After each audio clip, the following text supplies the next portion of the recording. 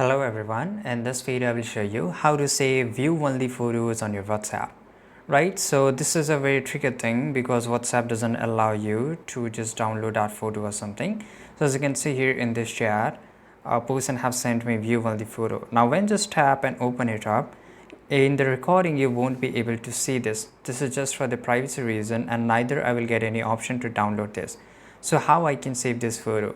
So there are only two methods from where you can save this photo. First reason is you can just ask that person to send a photo of exactly same thing that what is sent in just view one, right?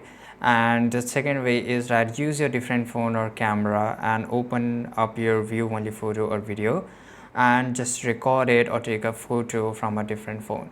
So this is the only solution, and there's no other solution. You can't save it in your phone, you can't download it, neither you can take screenshot, neither you can record it, right? So this is the only solution. I hope you found this video very useful. Subscribe.